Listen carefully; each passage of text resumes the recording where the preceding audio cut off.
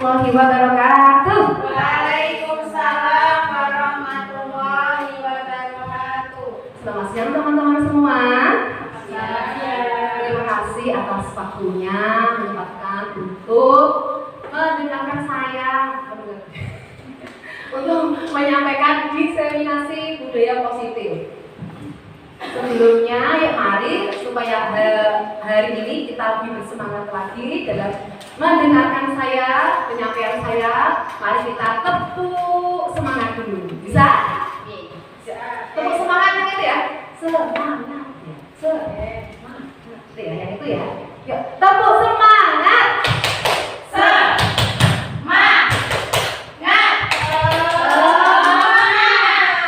Terima kasih. Semoga kita selalu semangat dari awal sampai akhir.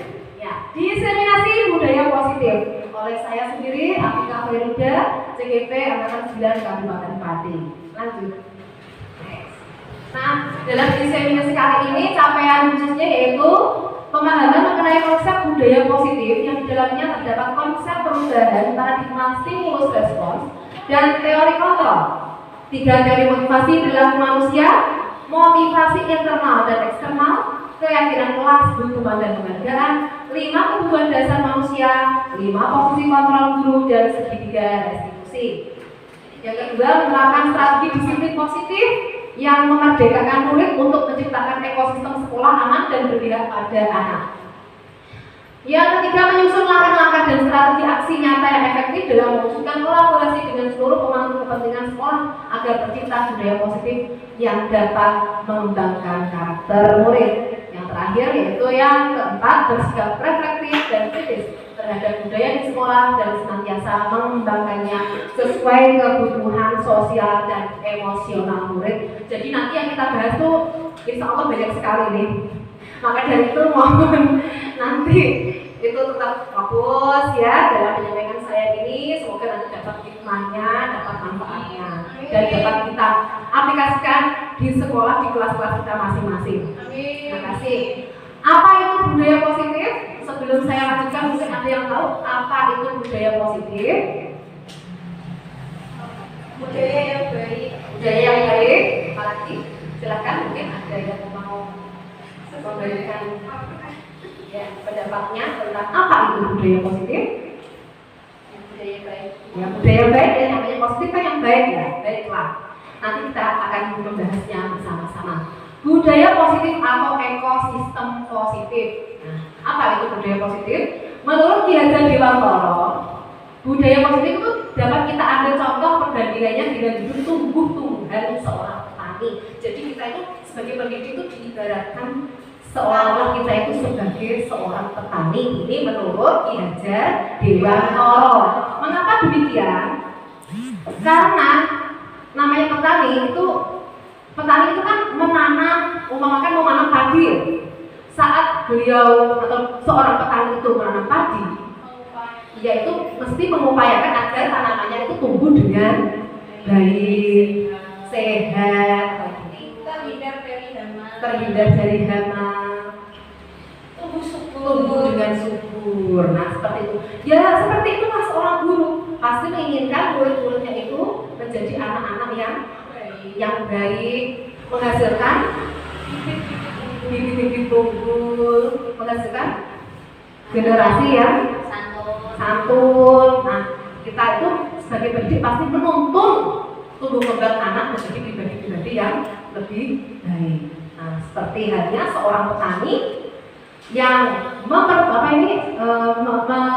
padi, misalnya hanya dapat menuntut tumbuhnya padi, ia dapat memperbaiki kondisi tanah, memelihara tanaman padi, memberi pupuk dan air, membasmi ulat-ulat atau jamur-jamur yang mengganggu hidup tanaman padi dan lain sebagainya.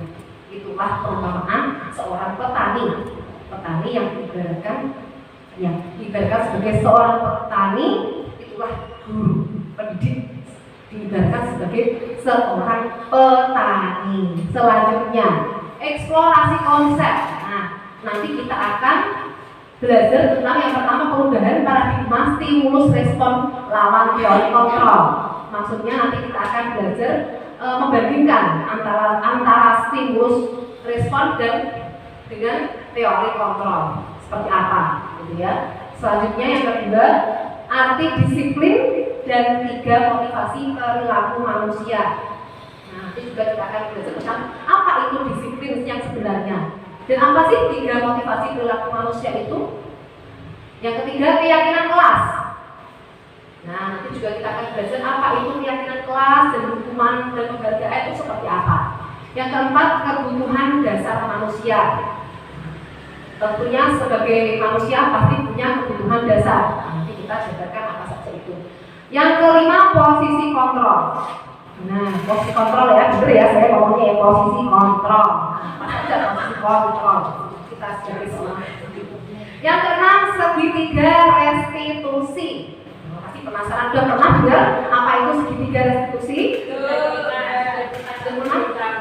Oh iya, nanti kita akan belajar tentang itu. Lanjut. Nah, perubahan paradigma. Nanti kita akan mengubah paradigma kita tentang apa ya? Apa itu budaya positif ya? Melalui kegiatan kepalan tangan. Nah, sudah sekarang kita memahami tentang perubahan paradigma ini menggunakan kegiatan kepalan tangan. Ada A dan B. Nanti ada 2 orang ya, Anda dan teman Anda, misalnya Bu Yaya nanti sama Bu Dewi. Silakan. Jadi satu meja gitu loh maksudnya. Silakan. Berarti dalam satu meja. Ini diumpamakan seperti ini. Ya, perubahan paradigma itu seperti kegiatan kepalan tangan kita. Perubahan paradigma tentang itu loh, motivasi diri. Nanti akan kita bahas selanjutnya, tapi ini disimulis dulu dengan kegiatan kepalan tangan. Sobeklah secari kertas kecil, tuliskan benda atau sesuatu yang sangat berharga untuk Anda, letakkan di salah satu tangan Anda, dan genggam benda atau sesuatu tersebut dengan segala daya. Buatlah sebuah kepalang. Teman Anda yang B akan mencoba dengan sekuat tenaga dengan berbagai cara untuk meminta Anda memberikan benda tersebut. Ini gini, nanti Anda tuliskan benda yang Anda anggap paling berharga itu apa. Nanti genggam yang erat-erat, pertahankan, jangan sampai teman Anda yang B nanti terpengaruh dengan bujukannya, dengan paksaannya. Jangan sampai Anda terpengaruh karena ini barangnya kan benar berharga. Usahakan jangan sampai terbuka. Dibuka boleh, tapi yang namanya barang berharga kita harus mempertahankannya. Diusahakan. Berharga kan nggak kuat ya, terpaksa bagaimana lagi ya berharga. Boleh mengenggam sesuatu yang berharga, menurut Anda. Ya, tuliskan. Satu jadi A, satu jadi B.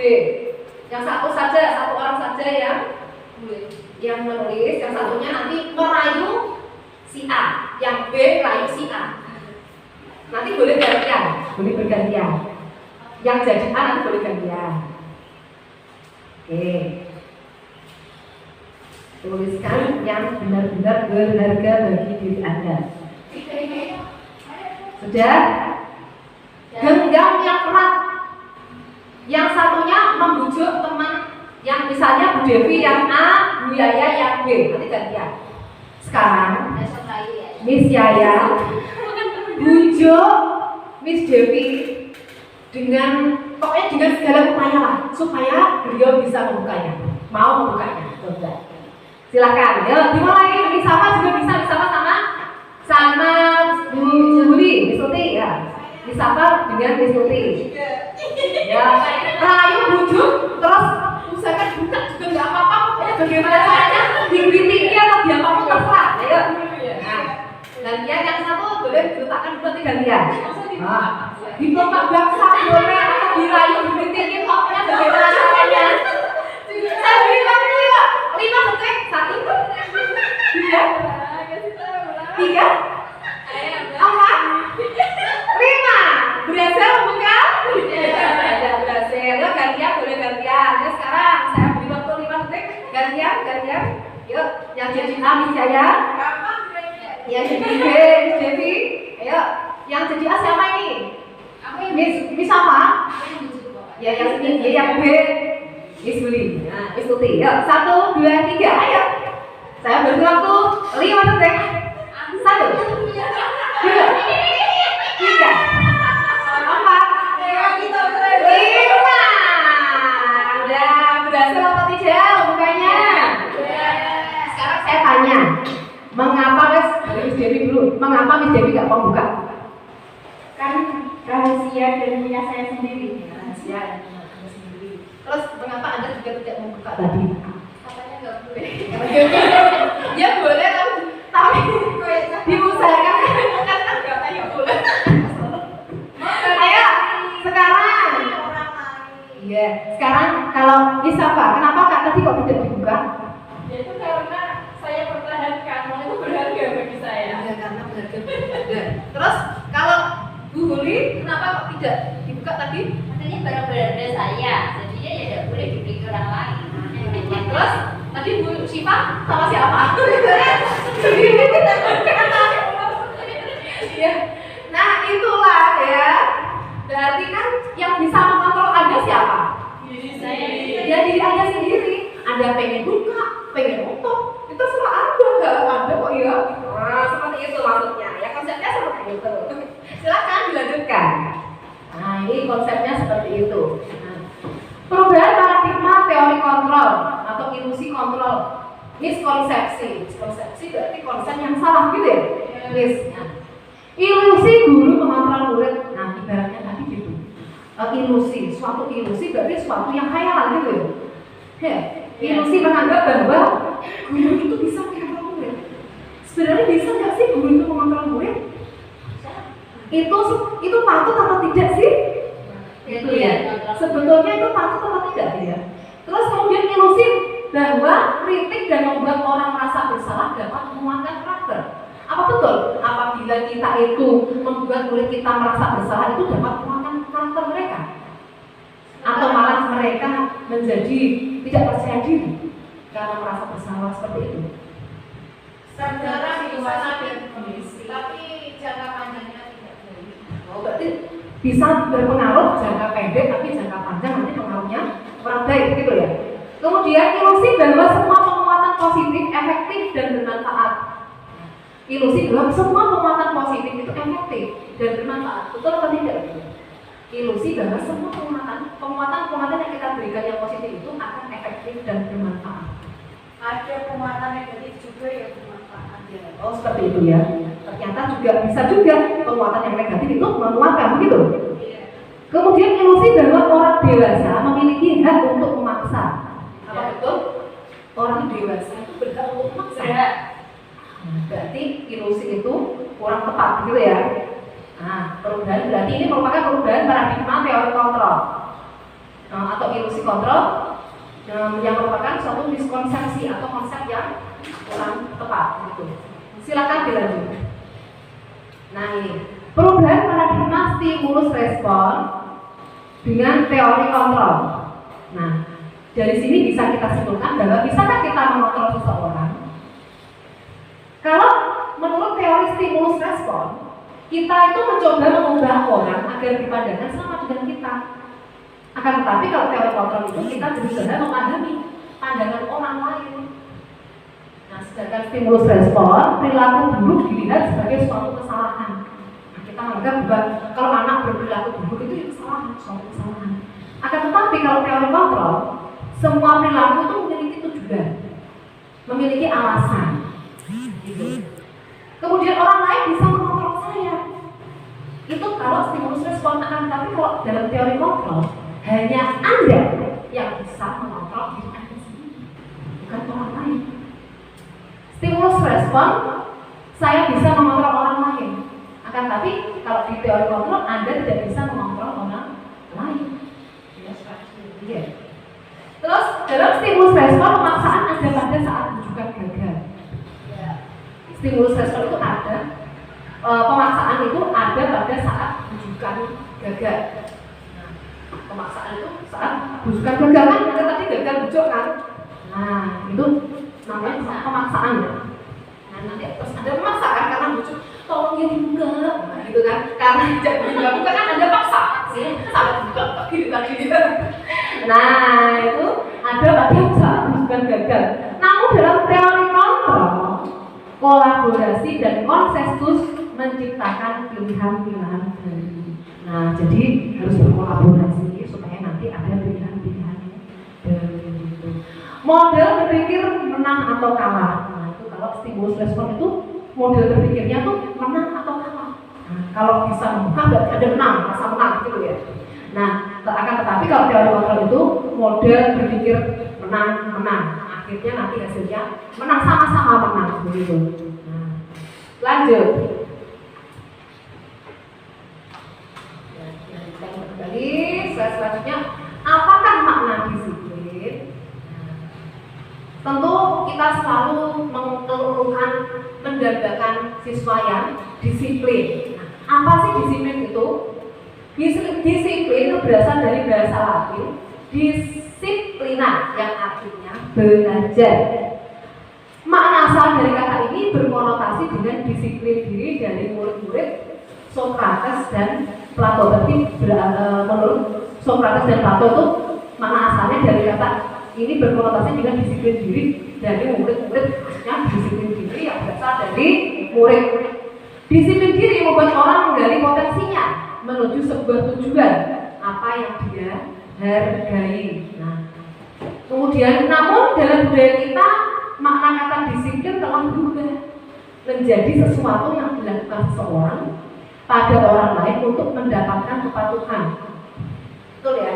Kita kan selalu ingin anak itu menjadi patuh. Kalau anak sudah patuh berarti itu anaknya sudah disiplin. Nah, kecenderungan umum adalah menghubungkan kata disiplin dengan ketidaknyamanan, bukan dengan apa yang kita hargai atau pencapaian suatu tujuan mulia.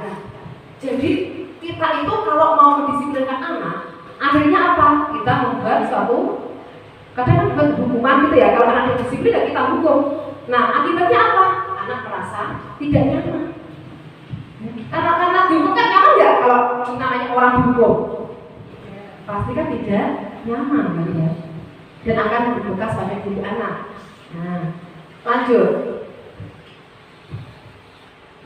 Teori motivasi perilaku manusia. Yang pertama, teori motivasi. Motivasi itu ada dua. Motivasi eksternal dan motivasi internal. Nah, kalau motivasi eksternal berarti berasal dari luar. Kalau internal dari diri sendiri, ya berarti dari kita sendiri. Nah, untuk menghindari ketidaknyamanan atau hukuman, apa yang akan terjadi apabila saya tidak melakukannya? Kalau kita merasa apa ya yang akan terjadi kalau saya tidak melakukannya, misalnya kan habis hukum kan, dia kan merasa apa yang akan terjadi kalau saya tidak melakukannya? Seharusnya nanti saya tidak melakukan itu. Nah, berarti motivasi eksternal karena tadi mendapat hukuman dari luar kan, dari luar dirinya kan. Nah, dia akan merasa seperti apa yang akan terjadi apabila saya tidak melakukannya. Terus motivasi eksternal itu untuk mendapatkan imbalan dari orang lain atau institusi. Nah, berarti termotivasi karena mendapat imbalan atau penghargaan dari orang lain. Apa yang akan saya dapatkan apabila saya melakukannya? Motivasi yang timbul akhirnya gitu. Nanti apa ya yang akan saya dapatkan kalau saya berhasil menjawab pertanyaan dari guru? Kalau suka dikasih penghargaan, misalnya kita dikasih permen misalnya, kalau bisa menjawab dikasih guru permen, siapa yang bisa menjawab? Itu kan berarti mereka menjawab karena ingin mendapatkan penghargaan. Kemudian motivasi internal. Nah, motivasi internal ini adalah sebuah tujuan untuk mencapai disiplin positif. Ya, untuk menghargai diri sendiri menjadi insan sesuai harapan kita. Motivasi internal ini ya untuk mewujudkan menjadikan kita menghargai diri sendiri, menjadi insan sesuai harapan kita. Saya akan menjadi orang yang seperti apa ya bila saya melakukannya? Nanti yang muncul dalam dirinya seperti itu. Saya akan menjadi orang seperti apa bila saya melakukannya? Lanjut. Nah ini merdeka. Sekarang ini kan kita berada dalam kurikulum merdeka. Apa itu merdeka? Menurut Ki Hajar Dewantoro, merdeka itu artinya tidak hanya terlepas dari perintah, akan tetapi juga cakap buat memerintah diri sendiri. Nah, inilah kemerdekaan menurut Ki Hajar Dewantoro.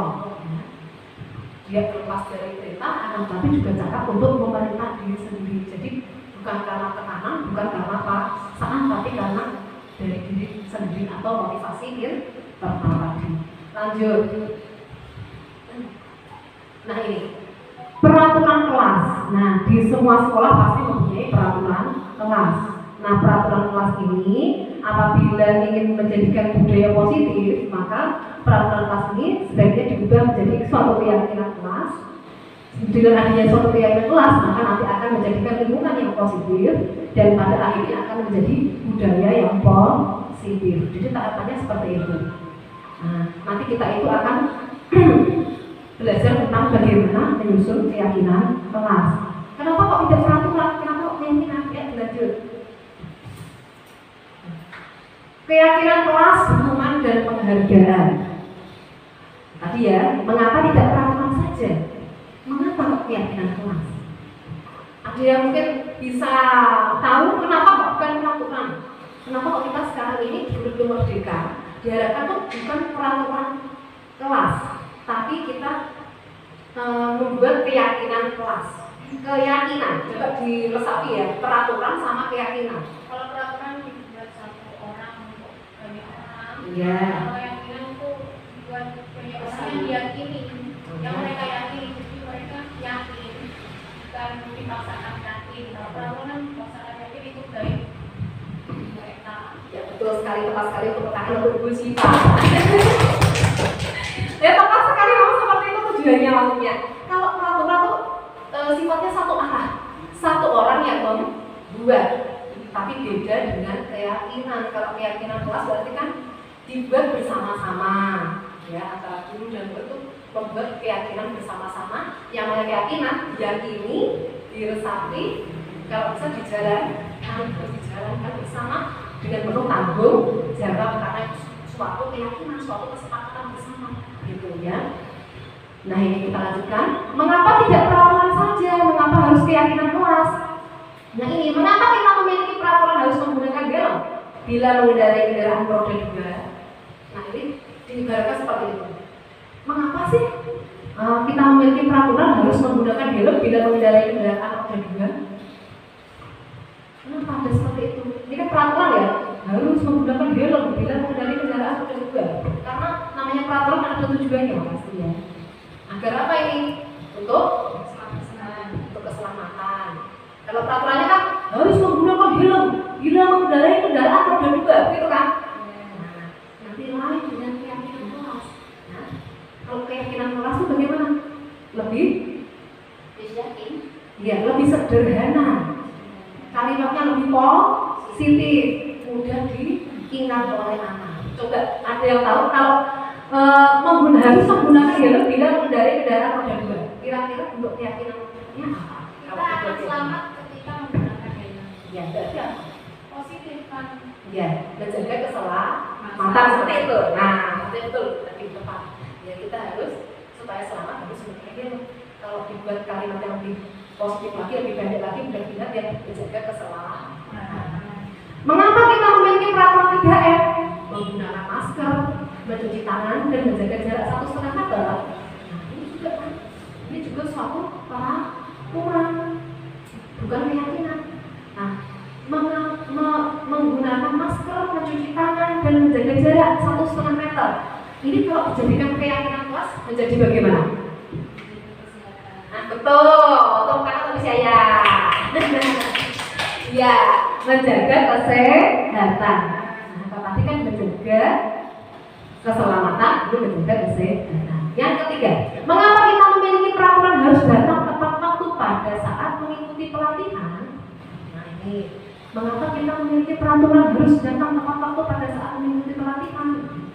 Nah, kalau ini kan, oh ya peraturan harus datang tepat waktu berarti apa? Ya, harus menjaga kedisiplinan. Tadi keselamatan, kesehatan, yang ketiga kedisiplinan. Ya.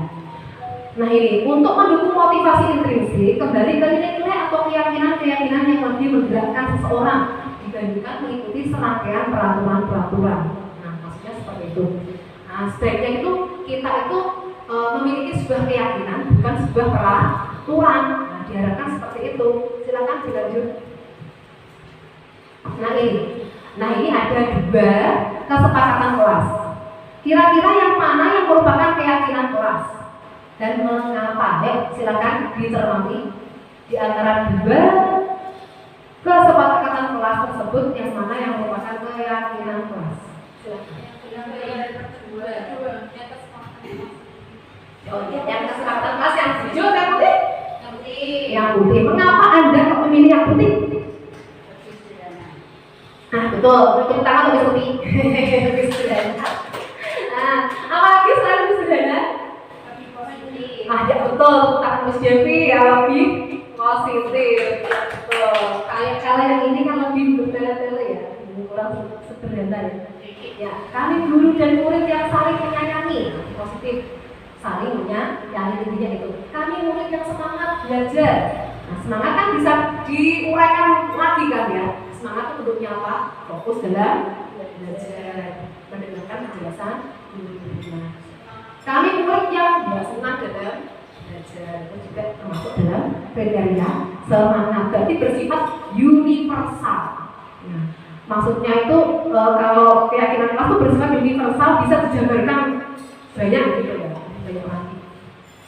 Yang kami murid yang peduli dengan teman-teman. Nah, peduli kan juga gitu ya. Peduli itu juga penjabarannya banyak. Contohnya apa misalnya? Tolong menolong, saling membantu, kasih sayang, ya. Nah itu ya. Lanjut. Nah, nanti sudah agak paham berarti ya apa itu keyakinan kelas. Nah ini yuk. Tadi kan kita sudah belajar juga kan? Ya silakan. Keyakinan kelas itu sama dengan kesepakatan kelas. Iya, sama saja. Nah, sama kesepakatan kelas karena kan keyakinan kelas juga dibuat atau disepakati oleh warga kelas itu. Nah ini yuk, tadi kan kita sudah belajar tadi tentang keyakinan kelas. Nah sekarang ada peraturan, nanti dijawab ya. Kira-kira itu keyakinan kelasnya apa? Kalau ada peraturan seperti ini. Yang pertama, peraturannya yaitu selalu kembalikan buku ke tempatnya. Kira-kira apa ya keyakinan kelasnya atau nilai kebajikan yang dituju dengan mengembalikan buku pada tempatnya? Silakan. Disiplin. Oke, ada lagi? Kerahasiaan. Ketertiban. Nah, kita lanjut. Nah, dilarang mengganggu orang lain. Nah, kalau dilarang mengganggu orang lain, keyakinan kelasnya apa? Saling menyayangi. Nah, itu ya. Lanjut. Hadir di sekolah 15 menit sebelum pembelajaran dimulai. Keyakinan kelasnya apa? Disiplin. Apalagi tidak disiplin ya. Dilarang melakukan kekerasan. Berarti kalimat positif. Saling menyayangi. Dilarang menggunakan narkoba. Nilai kebajikannya apa? Nah, kesehatan. Pinter ya. Terus bergantian atau menunggu giliran. Antri tertib. Ya lanjut. Gunakan masker apa? Kesehatan. Jangan berlari di kelas atau koridor. Yo, ini uji jawabannya. Silakan. Nah ini keyakinan kelas yang dituju atau nilai kebajikan yang dituju dengan selalu kembalikan buku ke tempatnya. Nilai yang dituju yaitu tanggung jawab. Dilarang mengganggu orang lain, sama saja dengan menghormati orang lain dan diri sendiri. Nah, kalau nggak mengganggu orang lain, berarti kita menghormati orang lain kan? Dan juga menghormati diri sendiri. Hadir di sekolah 15 menit sebelum belajar dimulai. Nah, menghormati orang lain, komitmen pada tujuan atau berkomitmen. Dilarang melakukan kekerasan, nah, keselamatan ya, dan menghormati orang lain. Dilarang menggunakan narkoba, tadi kesehatan, bergantian atau menunggu giliran, ya, menghormati orang lain, kesabaran, betul. gunakan masker, kesehatan, keselamatan, ya untuk kesehatan juga keselamatan kan ya kita pakai masker. Dan juga jangan berlari ke kelas atau koridor. Nah, ya menunjukkan keselamatan atau keamanan. Yuk lanjut. Nah ini kegiatan pendalaman keyakinan kelas menggunakan tabel T dan G. Nah ini contohnya, ini ada contoh keyakinan di kelas uji, di kelas besar ya. Ini contohnya. Hormat. Kami meyakini bahwa sangat penting untuk menghormati semua orang dan barang milik orang lain. Nah, hormat ini menggunakan tabel T. T kan tampak seperti dan tidak tampak seperti. Kalau tabel Y itu bisa terdiri dari terlihat, terdengar, dan berperilaku. Bisa yang hormat saja yang kita bahas yang hormat saja. Yang hormat yang tampak seperti dan tidak tampak seperti. Kalau hormat itu tampak seperti bagaimana sih menghormati orang itu? Tampak seperti bagaimana? Ada yang bisa menjawab? Tampak seperti maksud perbuatan apa yang menunjukkan hormat? Sopan. Nah, dari tampak seperti misalnya berkata ya sopan, tidak tampak seperti kebalikannya berarti berkata ya kasar. Itu maksudnya seperti itu. Nah, maksudnya kalau namanya anak, pasti kalau kita ajak membuat keyakinan kelas kan pasti tidak boleh ini, tidak boleh itu, gitu kan? Nanti kita menjadi ke anak gitu. Nah, kalau hormat itu tampak seperti kalau kita bisa mengucapkan kata-kata yang baik atau sopan pada orang lain. Tidak tampak seperti berbicara yang kasar atau tidak sopan. Kemudian hormat terdengar. Terdengar seperti apa sih hormat itu? Terdengar berarti kita mengucapkan apa kepada anak itu supaya supaya anak itu bisa hormat pada orang lain. Biasanya kita katakan apa? Terdengar itu maksudnya itu, terdengar oleh anak itu bagaimana? Marilah kita berbicara yang sopan gitu. Terlihat. Nah, kalau hormat itu terlihat dalam sikap yang bagaimana? Perilakunya. Perilakunya bersalaman pada guru. Terus apa lagi? Kalau namanya orang hormat, cara menggunakan bahasa yang santun, berbicara dengan menggunakan bahasa yang santun, apa namanya? Terlihat yang kita lihat yang dapat kita lihat. menunduk ketika Iya, menunduk sopan ya. Nah, terus terlihat itu kan yang terlihat. Nah, berperilaku. Nah, tapi berperilaku apa tadi? Hormat. Kalau menunjukkan hormat itu tadi sopan, apalagi lupa. Satu, seperti itu kan perilakunya. Kalau orang yang hormat itu, maksudnya gitu. Jadi terdengar, terlihat, dan berperilaku. Lanjut. Nah ini tadi sudah, yuk lanjut. Nah, dihukum oleh penghargaan. Ternyata penghargaan itu bisa menghukum. Karena apa? Dengan adanya penghargaan itu, anak malah menjadi ingin, kan motivasinya aku ingin menjawab supaya dapat hadiah. Aku ingin nilai apa namanya? Nilaiku bagus supaya dapat hadiah. Jadi motivasinya tuh cuma penghargaan, bukan karena motivasi diri ingin menjadi lebih baik karena ingin hadiah gitu kan. Jadi gurunya disuruh menyiapkan hadiah terus begitu. Nah, apa akibatnya dengan penghargaan itu? Nanti pengaruhnya jangka pendek dan jangka panjang. Nah, jangka pendek anak akan minta hadiah secara langsung. Nah ini jangka pendek jangka panjangnya kenapa? Tanya bedanya itu tadi dengan apresiasi itu gimana? Apa kita juga tidak boleh mengapresiasi? Ya, kalau dalam ini, kalau yang saya coba di CGP itu kalau untuk memotivasi, kalau motivasi bagus tidak masalah ya. Tapi jangan selalu apresiasi tidak masalah, apresiasi bagus tidak masalah ya. Tapi kalau apresiasi berupa suka memberikan barang-barang hadiah, misalnya diberikan es, diberikan jajan, terlalu sering-sering itu nanti efeknya kurang bagus buat anak. Penghargaannya, tapi kalau apresiasi tidak harus berbeda. gitu. Nah, pengaruh jangka pendek dan jangka panjang. Kemudian penghargaan mendukung tadi. Nah, akhirnya dia kan terus ingin mendapat penghargaan dia terus penghargaan mengurangi ketepatan. Nah, mungkin karena dia motivasinya ingin dapat penghargaan terus, jadi anak tersebut kemudian mungkin menjawabnya tergesa-gesa atau mungkin kurang tepat dengan ya bagaimana caranya supaya mendapatkan penghargaan. Terus penghargaan tidak efektif, seperti tidak mengerti ya, karena anak nanti juga akan ketagihan gitu ya. Kemudian penghargaan merusak hubungan.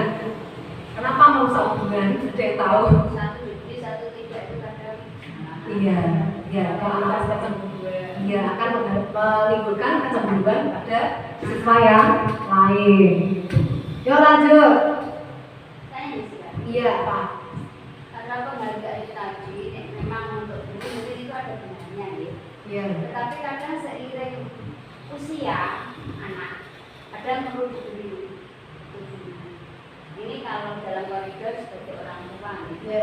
kalau pengalaman pribadi itu saya juga dulu seperti itu kan oleh orang tua saya, dan saya juga itu saya terapkan ke anak saya. Mungkin waktu kecil mungkin senang jajan, kalau bisa ini tak kasih uang ini, tapi semakin sesuai dengan perkembangan kenalan anak itu kan lama-lama bisa terlepas. Itu hanya untuk memulai mengumpulkan motivasi saja. Ya, terima kasih. Ya, itu kadang itu teori beda dengan praktek. Mungkin juga bisa ya, tergantung situasi dan kondisi, juga tergantung anaknya kan bagaimana, tergantung kita juga caranya bagaimana, kan bisa seperti itu kan. Tergantung kita juga, maksudnya menyampaikan ke anak itu loh, gimana mungkin kan gitu. Komitmennya gitu. Maka dari itu komunikasi itu, pemilihan komunikasi yang tepat itu penting sekali. Gitu. Tindakan guru sekarang. Nah ini coba saya tanya perbedaan antara hukuman dan konsekuensi. Ya, namanya hukuman itu beda dengan konsekuensi. Kalau konsekuensi bagaimana? Biasanya. Dianukan dulu, dikomunikasikan dulu, kamu kayak gini nanti sanksinya ini. Nah, ya betul. Kalau hukuman satu pihak ya. Nah, iya. Nah, inilah ya coba. Tadi kan sudah tahu kalau hukuman dari satu orang sepihak, kalau konsekuensi sudah disampaikan terlebih dahulu dan anak-anak sudah tahu. Yuk, mencatat 100 kali di dalam buku kalimat saya tidak akan terlambat lagi karena terlambat ke sekolah. Kira-kira hukuman ya, yes. Lari mengelilingi lapangan basket 2 kali karena terlambat hadir di sekolah. Hukuman. Lari karena terlambat hadir di sekolah disuruh lari. Apa? Konsekuensi atau hukuman ini? Salah gak dihukum?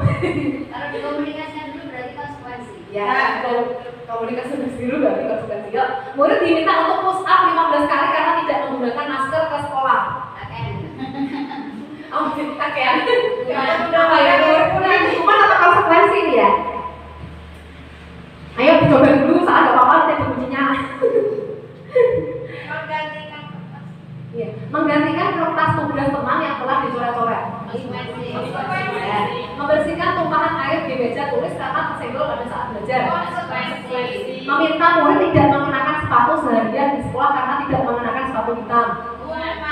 Lari mengelilingi lapangan basket 2 kali karena terlambat 10 menit untuk pelajaran pendidikan. Apa ini?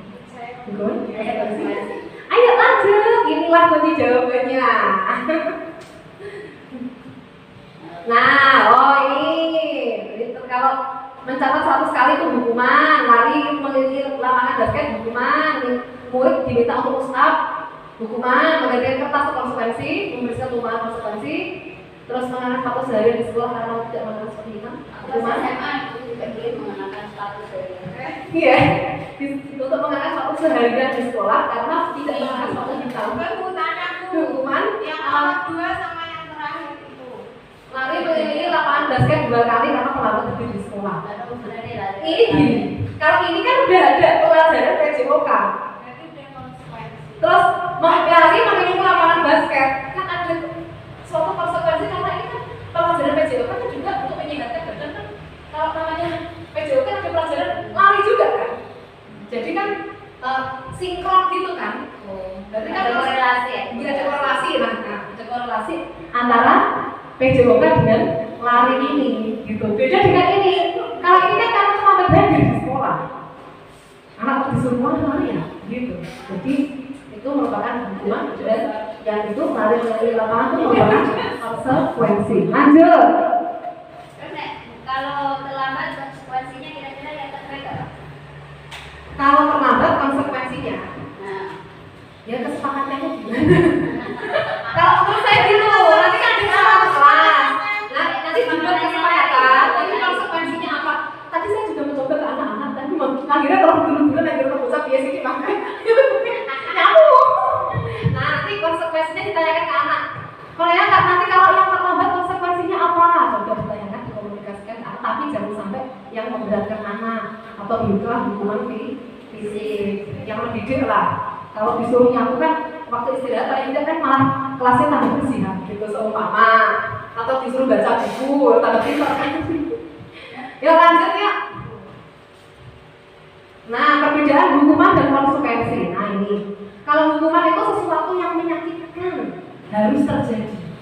Kalau konsekuensi sesuatu itu harus terjadi. Hukuman membuat anak sakit fisik maupun hati. Fisiknya misalnya suruh lari, nah fisiknya kan capek ya, hatinya juga dukung gitu. Sebenarnya masalah itu ya, untuk jangka waktu lama mungkin karena dihukum dia masih ingat sampai SMP, SMA sampai dia tua mungkin ingat aku dulu pernah dihukum suruh bersihin kamar mandi, suruh bersihin WC, nah, itu kan mungkin diingat sampai tua. Nah, padahal memang dia salah, begitu kan? Tapi hukuman itu akan menjadikan dia sakit fisik maupun hati untuk jangka waktu yang lama. Sedangkan konsekuensi membuat anak merasa tidak nyaman dalam jangka waktu pendek. Tidak nyaman tapi dalam jangka waktu pendek karena menyadari mungkin ya itu kan sudah jadi konsekuensi. Kemudian anak membenci kedisiplinan. Karena dihukum maka anak akan membenci kedisiplinan. Sedangkan konsekuensi anak menghargai disiplin. Jadi menghargai disiplinan. Kemudian hukuman bersifat paksaan. Sedangkan konsekuensi stimulus berupa tanggapan. Hukuman mendorong anak menyakiti diri sendiri. Konsekuensi mendorong anak agar mudah menyesuaikan diri. Nah kan tahu bagaimana melepaskan diri begitu ya. Oh aku ini kok aku salah. Konsekuensi lebih berhati-hati mungkin ya. Terus dengan hukuman konsep diri yang buruk membuat konsep diri akan buruk. Sedangkan konsep diri yang baik. Hukuman anak belajar untuk menyembunyikan kesalahan. Kan aku dihukum. Misalnya takut menyembunyikan kesalahan, contohnya apa ya kira-kira? contoh laki-laki. Cucu saya ngompol. Nah, Kamu ngompol? Enggak, air ngompol. Ini tumpahan air tak kasih parfum. Pinter banget ya. Dalam rangka menyembunyikan kesalahan. Iya, anak kecil kok pinter banget ya. Ya karena takut dimarahi kan. Mungkin kayak ngompol dimarahi di rumah. iya, mungkin karena dia makanya dia akan menyembunyikan kesalahannya takut kalau dihukum. Kalau dengan konsekuensi anak belajar untuk mematuhi peraturan karena sadar diri udah konsekuensinya seperti itu. Terus dengan hukuman anak akan merasa marah, merasa bersalah, dipermalukan, merasa tak dihargai. Kalau dihukum misalnya menghormati bendera misalnya, kan di hadapan sekolah hormat gini, otomatis semua satu sekolah ini kan akan tahu, maka dia akan merasa dipermalukan dan merasa tak dihargai. Kalau konsekuensi, maka anak akan kehilangan hak, dibuat tidak nyaman, diasingkan untuk sementara. Cuma sementara. Yuk lanjut. Kebutuhan dasar manusia. Kebutuhan dasar manusia itu ada 5. Survival apa ya? Bertahan hidup ya. Nah, terus cinta kasih atau diterima, penguasaan, kesenangan dan kebebasan. Jadi anak itu ya sebagai manusia maupun anak lah ya yang kita temui sehari-hari itu, mereka itu memiliki 5 kebutuhan dasar. Kebutuhan untuk bertahan hidup, contohnya apa? Bertahan hidup. Makan apa lagi? Minum. Terus apa lagi? Memperoleh pendidikan. Terus merasa aman, merasa nyaman itu juga termasuk bertahan bertahan hidup. Cinta kasih atau diterima. Ya, namanya anak pasti kepengen mendapatkan kasih sayang atau cinta kasih. Penguasaan. Nah, penguasaan berarti apa? Penguasaan. Ya. Terus kesenangan. Nah, kadang anak itu melanggar aturan karena dia merasa senang. Terus kebebasan. Kebebasan dia ingin seenaknya sendiri karena ingin bebas. Misalnya pengen marah-marah dalam kelas karena dia memang ingin bebas. Dia senang ya pengen bebas. Nah ini contohnya. Ya silakan lanjut. Oh ini. Nah ini tadi kan kita sudah belajar tentang 5 kebutuhan dasar manusia. Masih ingat tadi apa? Bertahan hidup, cinta kasih, sayang, kesenangan, terus kebebasan, penguasaan. Nah ini coba. Ibu guru bilang, aku tidak boleh bersenandung sewaktu mengerjakan tugas. Katanya kelas harus tenang, tidak ada suara. Padahal kan aku suka dan senang menyanyi. Ini kebutuhan akan apa? Nah kesenangan. Tuh, kita pertama enggak. Udah pintar ya, udah pintar ibu guru ya, pintar ya. Ibu guru tidak menyapa aku hari ini. Padahal aku pakai jepit rambut juga. Apa tadi loh yang kebutuhan 5 kebutuhan dasar tadi? Kasih sayang, cinta kasih. Terus aku bosan, masa belajarnya cuma gitu-gitu aja, dengerin ibu guru aja. Nah kebutuhannya apa ini? Kebebasan, ya sih, pinter. Sebagai seorang guru, kita itu harus memahami 5 posisi kontrol sebagai seorang guru ya. Apa saja posisi kontrol itu? Nah, posisi kontrol yang pertama sebagai penghukum, pembuat merasa bersalah, teman, pemantau, dan manajer. Oh, ini pernah dengar tentang ini? Pernah ya, dia belum pernah tahu tentang 5 posisi kontrol. Nah, ada guru yang menempatkan dirinya itu di posisi kontrol penghukum. Nah, bagaimana posisi seorang guru sebagai penghukum itu? Nah ini guru berbuat menghadik, menunjuk-nunjuk, menyakiti, menyindir. Siapa yang suka kayak gitu? Menghadik, menunjuk-nunjuk, itu menyakiti, menyindir. Nah kemudian kalau berkata guru begini, kalau kamu tidak melakukannya, awas ya, rasakan. Ya, nada suaranya tinggi, nada suaranya tinggi. Nah, iya. Hasilnya bagaimana? Kalau kita di posisi penghukum, maka nanti hasilnya anak itu akan memberontak menyalahkan orang lain atau berbohong karena untuk menutupi kesalahannya, ya, nggak mau, ya, karena kita merasa menyakiti mereka, kita itu dipermalukan, anak kita dipermalukan, nanti akan hasilnya akan memberontak atau menyalahkan orang lain dengan berbohong. Kaitan dengan dunia berkualitas. Nah, nanti murid meletakkan guru di luar dunia berkualitas. Nah, kan murid akan berkata, biarkan saja, nanti juga marah-marah lagi. Jadi malah anak kalau gurunya marah mungkin malah senang gitu ya. Dampaknya ada murid. Dampaknya bagaimana? Efektif tidak dengan menghukum itu. Akhirnya nanti anak akan mengulangi kesalahan. Membuat merasa bersalah.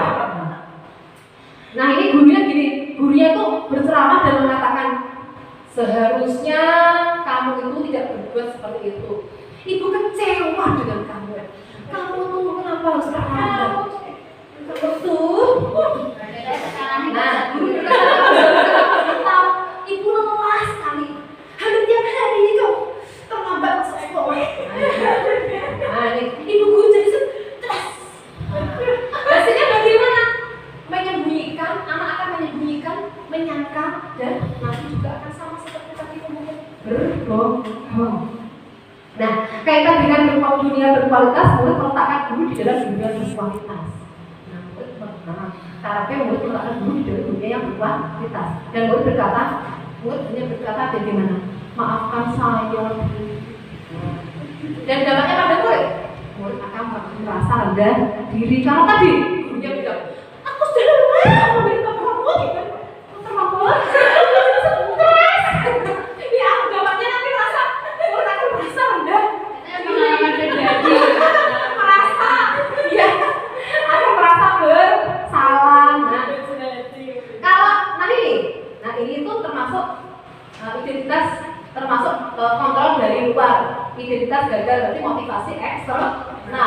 menghukum, membuat rasa bersalah. Terus lagi, identitas berhasil atau sukses, kontrol dari luar, mengharapkan imbalan atau ketergantungan pada orang lain. Ini berarti seperti mengharapkan imbalan atau ketergantungan pada orang lain. Nah, tipe ini tuh tipe pemantau dan tipe teman. Kalau teman itu nanti guru itu membuatkan alasan untuk muridnya. Nadanya itu lebih rendah. Safa, kamu kenapa tidak masuk hari ini? Kamu gak kasihan sama ibu?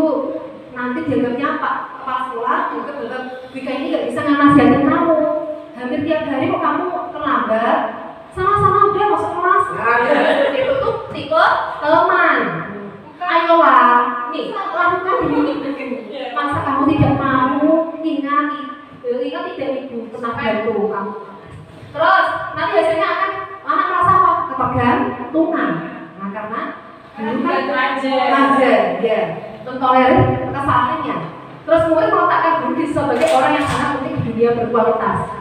Terus murid berkata, saya pikir bapak atau ibu teman saya. Ternyata begitu. Terus akhirnya bagaimana dampaknya? Lemah, tidak mandiri dan tergantung. Terus tipe pemantau. Nah ini guru berbuat menghitung dan mengukur. Sudah berapa kali kamu kamu terlambat masuk sekolah? Sudah berapa kali kamu tidak mengerjakan PR? Kan menghitung kan? Sudah 5 kali loh kamu ini. Nah ini pemantau. Nah terus guru berkata apa peraturannya? Kalau sudah 5 kali tidak mengerjakan PR, hasilnya menyesuaikan diri bila diawasi.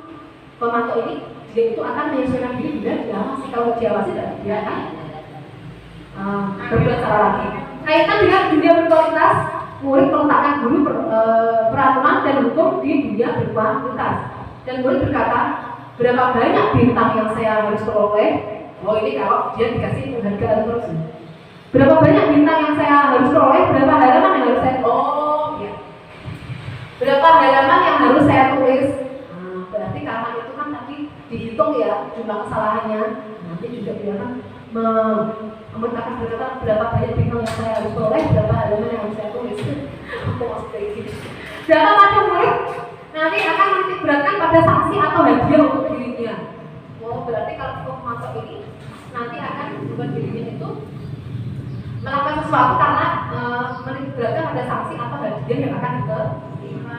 Terus posisi manajer. Nah pada posisi manajer guru akan berbuat mengajukan pertanyaan-pertanyaan. Jadi itu tipe manajer ini tipe kalau yang penghukum, pembuat merasa bersalah, teman dan memantau kan motivasinya eksternal. Akan tetapi kalau manajer ini motivasinya itu bersifat internal dari dalam diri. Cara mendisiplinkan anak itu dengan mengajukan suatu pertanyaan yang akhirnya nanti akan menggali kan alasannya apa, terus menggali keyakinan kelasnya apa, akhirnya dia akan mempertanggungjawabkan apa yang dia lakukan, tapi dengan kita itu memberikan pertanyaan yang akan menggerakkan hatinya itulah untuk bertanggung jawab. Nah, guru berkata apa yang kita yakini? Nah ini berarti merujuk pada keyakinan kelas. Apa yang bisa kau kerjakan untuk memperbaiki masalah ini? Nah nanti hasilnya akan memuatkan pribadi. Nah kaitan dengan dunia berkualitas, murid meletakkan dirinya sebagai individu yang positif dalam dunia berkualitas. Dan murid berkata, bagaimana caranya saya bisa memperbaiki keadaan? Nah seperti itu tadi. Hasilnya dia akan menemukan solusi dari permasalahannya. Dapat pada murid mengevaluasi diri, bagaimana cara memperbaiki diri. Lanjut.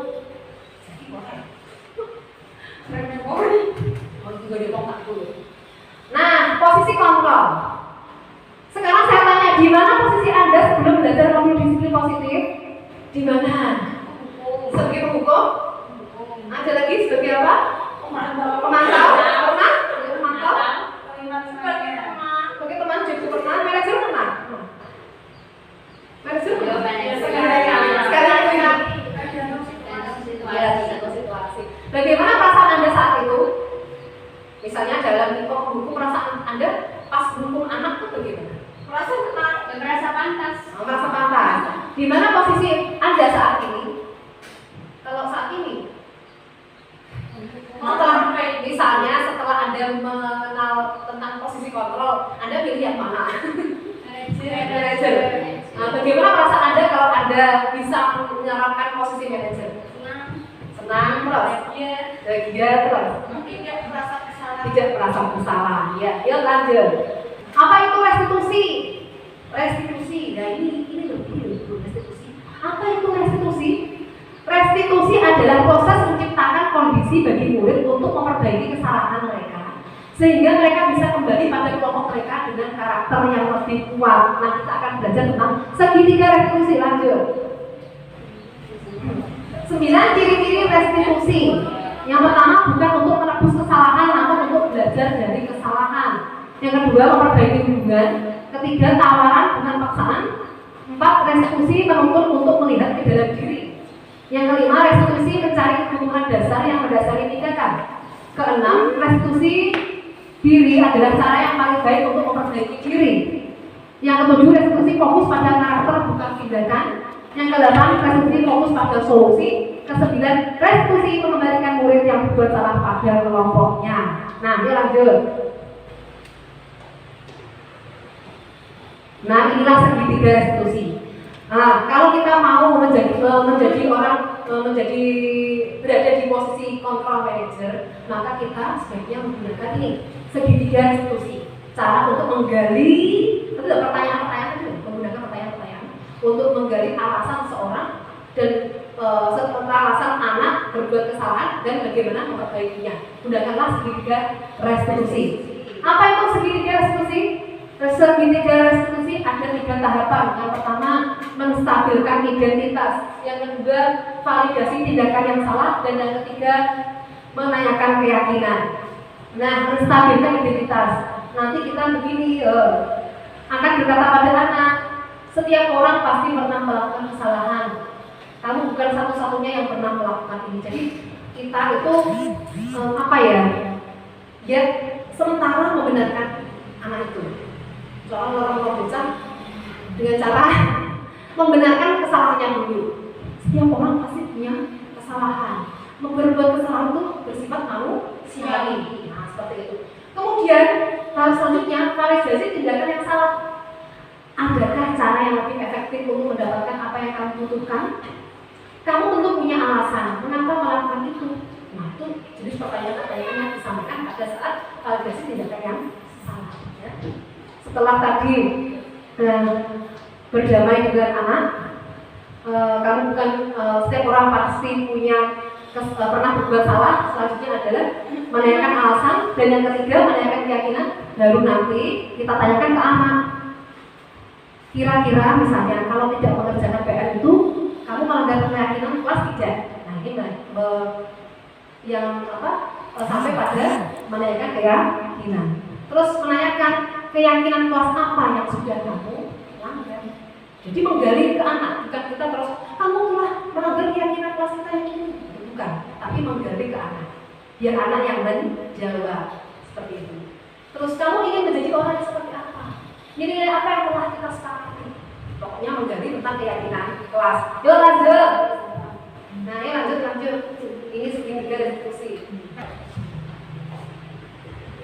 Berikut penerapan segitiga restitusi yang telah saya lakukan. Ini bisa dijadikan contoh bagi teman-teman semua nanti untuk menangani masalah anak di kelas.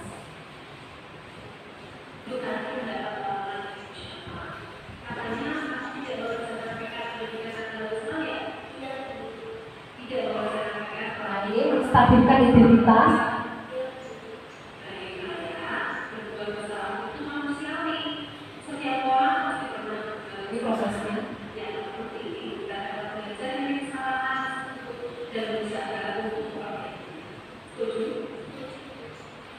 Selanjutnya validasi tindakan yang salah.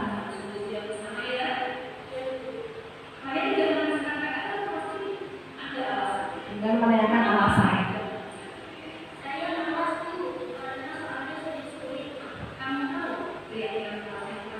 Kemudian tahap yang ketiga itu menanyakan keyakinan.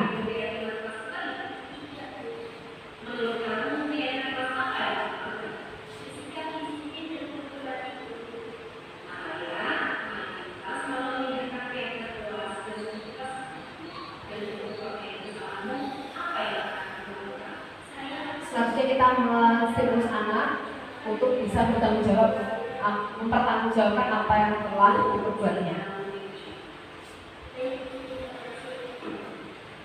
Nah, demikian ya. Demikian teman-teman proses dalam melaksanakan segitiga restitusi. Ada 3 tahapan, yaitu menstabilkan identitas, validasi tindakan yang salah, dan yang ketiga yaitu keyakinan puas, menanyakan keyakinan puas. Selanjutnya ini yang paling penting yaitu membentukkan keyakinan puas. Selanjutnya kita memasuki tahapan yang terpenting yang nanti akan kita praktekkan di kelas masing-masing, yaitu pembentukan keyakinan kelas. Berikut prosedur pembentukan keyakinan kelas. Yang pertama, mempersilahkan murid-murid di kelas untuk bercurah pendapat tentang peraturan yang perlu disepakati di kelas.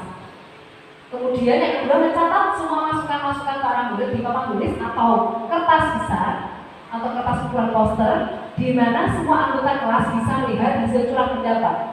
Dan yang ketiga, susunlah keyakinan kelas sesuai prosedur pembentukan keyakinan kelas. Gantilah kalimat-kalimat dalam bentuk negatif menjadi positif. Contohnya, jangan berlari di kelas atau koridor. Nah, ini merupakan kalimat negatif. Akan selanjutnya diubah menjadi kalimat positif, yaitu berjalanlah di kelas atau koridor. Yang keempat, tinjau kembali daftar curah pendapat yang sudah dicatat. Karena apa, Anda mungkin akan mendapati bahwa pernyataan yang tertulis di sana masih banyak yang berupa peraturan-peraturan. Selanjutnya, ajak murid-murid untuk menemukan nilai kebajikan atau keyakinan yang menjadi inti dari peraturan tersebut. Contohnya, berjalan di kelas, dengarkan guru, datanglah tepat waktu, bisa disadikan menjadi satu keyakinan, yaitu keyakinan untuk saling menghormati atau nilai kebajikan hormat. Keyakinan inilah yang dijadikan daftar untuk disepakati. Kegiatan ini juga merupakan peralihan dari bentuk peraturan ke keyakinan kelas. Mengubah dari kalimat negatif ke kalimat positif. Karena apa? Kadang-kadang anak itu tahunya tidak boleh ini, tidak boleh itu. Nah, itu kan kalimat negatif kan. Nanti kita ubah menjadi kalimat positif. Selanjutnya yaitu yang kelima, tinjau ulang keyakinan kelas secara bersama-sama.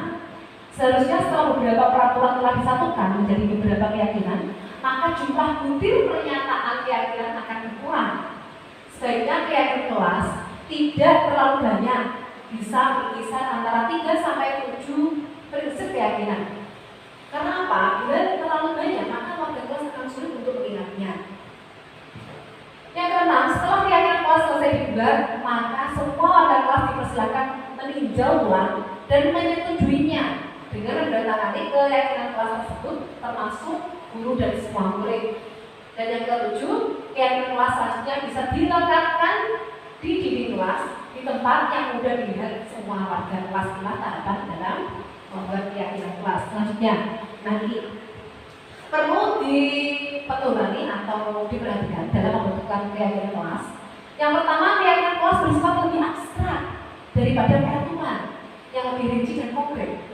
Yang kedua, keyakinan kelas berupa pernyataan-pernyataan universal. Ketiga, pernyataan keyakinan kelas senantiasa dibuat dalam bentuk positif. Keempat, keyakinan kelas hendaknya tidak terlalu banyak sehingga mudah diingat dan dipahami oleh semua warga kelas. Kelima, keyakinan kelas sebaiknya sesuatu yang dapat diterapkan di lingkungan tersebut. Yang keenam, semua warga kelas hendaknya ikut berkontribusi dalam pembuatan keyakinan kelas lewat kegiatan curah pendapat. Yang ketujuh, bersedia meninjau kembali keyakinan kelas dari waktu ke waktu. Nah, saya juga telah melakukan pembuatan keyakinan kelas ini bersama dengan murid-murid saya. Nah, mungkin ini contohnya.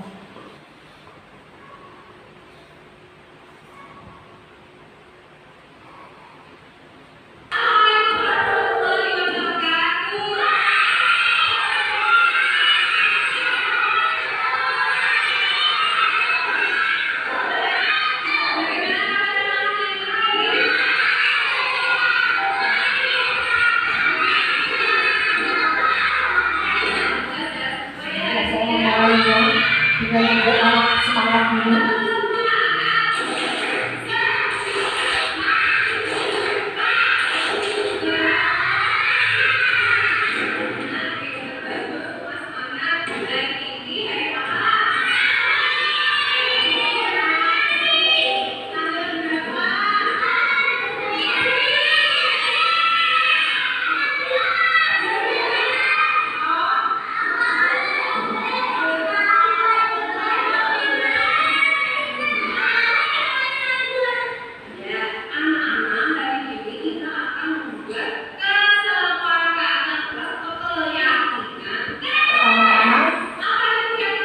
memberikan pemahaman kepada murid saya tentang apa itu keyakinan kelas.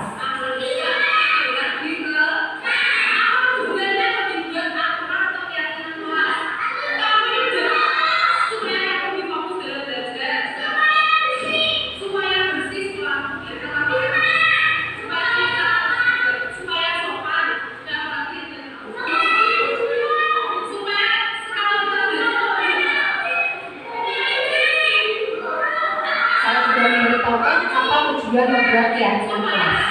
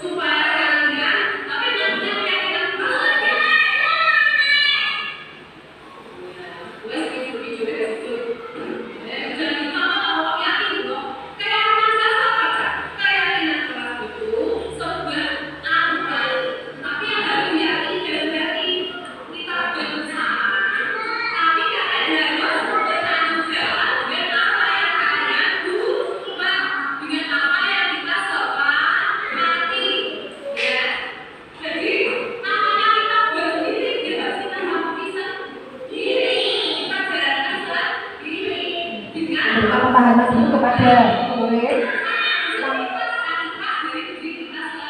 bagaimana keyakinan kelas itu, bagaimana seharusnya keyakinan itu diyakini dan dilaksanakan dengan baik. Karena ini berasal dari murid sendiri, bukan dari menanyakan kepada murid kira-kira keyakinan kelas apa yang akan mereka sepakati. Menggali dari anak sendiri, bukan berasal dari guru.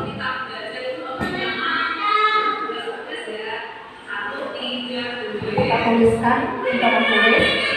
Dia bisa saja menggunakan ini loh. Ini karena anak kelas 1 belum begitu pandai menulis, jadi bisa dengan cara menggali anak ide atau usul dari anak, itu dituliskan di papan tulis. Nah ini, kalau sebagian besar kata anak-anak ya, tahunya kalau peraturan itu kata-katanya mesti menggunakan kalimat yang negatif, tidak boleh ini, tidak boleh itu. Jadi murid-murid saya sangat antusias sekali. Mereka ingin memberikan usulan tentang peraturan yang atau keyakinan kelas yang akan mereka sepakati.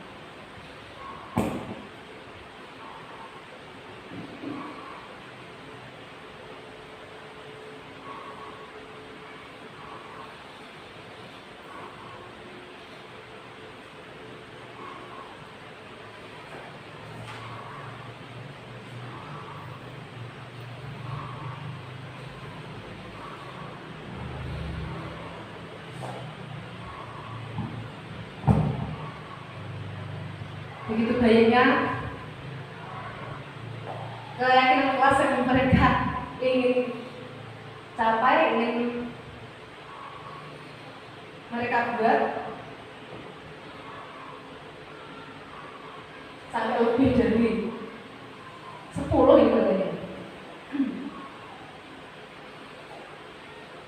Pertama-tama kan begitu ya, banyak sekali nanti ide dari mereka, nanti terus kita buat yang lebih sederhana, karena namanya anak-anak kan, ya ungkapan-ungkapan mereka pasti lebih terperinci begitu, kurang spesifik.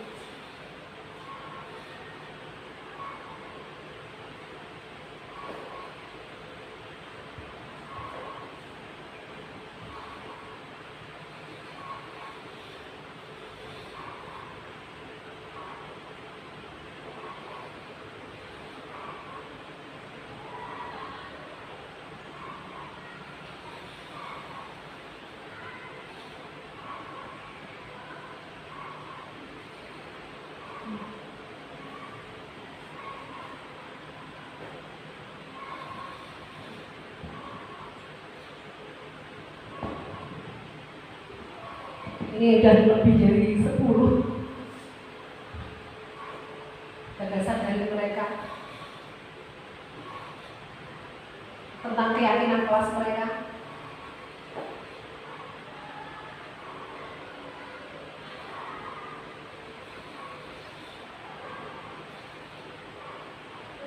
Dan kita sebagai guru hanya bisa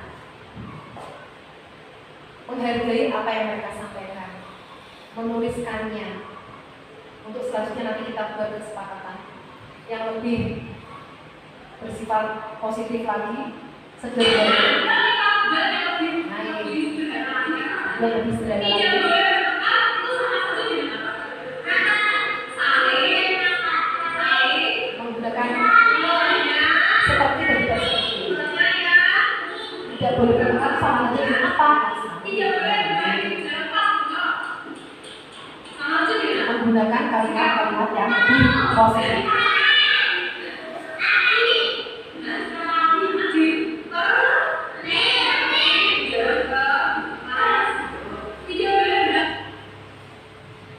Diubah dulu menjadi kalimat yang lebih positif.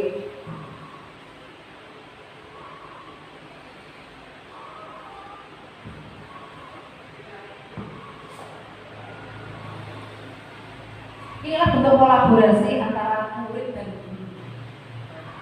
Kolaborasi itu bisa bentuk apa saja. Membuat keyakinan kelas pun ini juga termasuk dalam bentuk kolaborasi.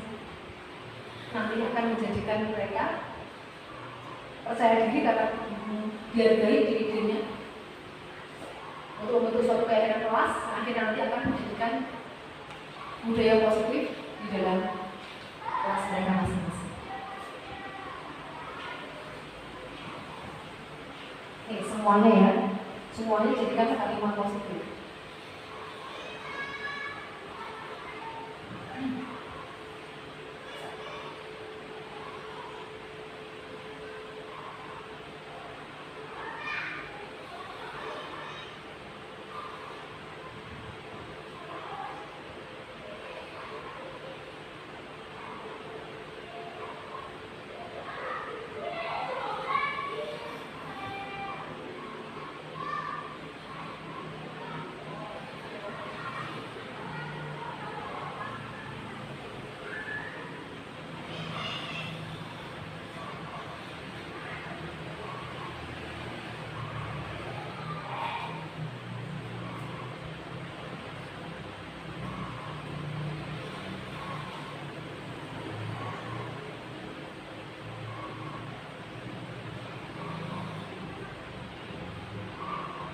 Inilah keunikan mereka di saat kita berdiskusi bersama, namanya anak-anak, dan seperti itulah.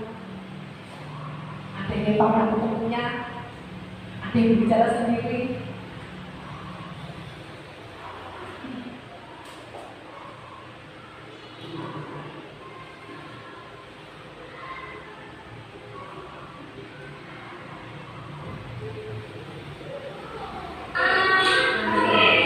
Setelah berkalimat yang positif, lalu disederhanakan kembali menjadi lebih sedikit.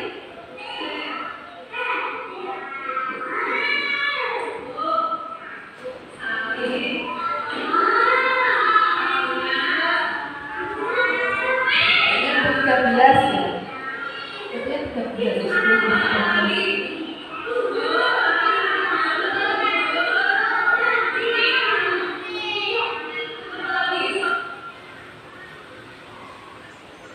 Disederhanakan nanti menjadi 8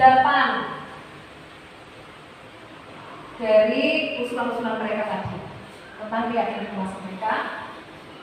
Dari kalimatnya negatif menjadi kalimatnya positif.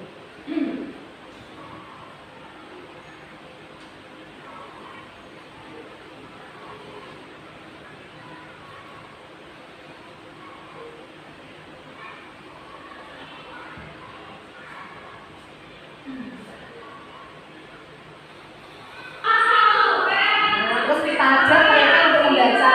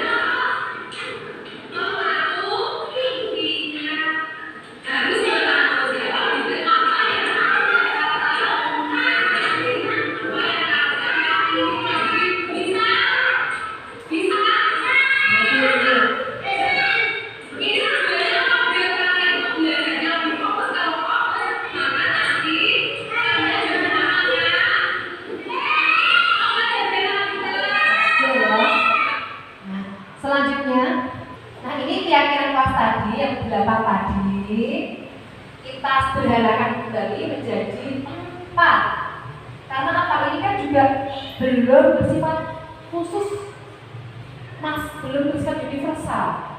Kita ubah menjadi 4 ini yang berasal dari ini, nilai-nilai yang ada di sini. Misalkan sopan itu juga termasuk dalam 35. Ini tanggung jawab, masih tanggung jawab. Menjaga kebersihan kesehatan termasuk dalam nilai peduli.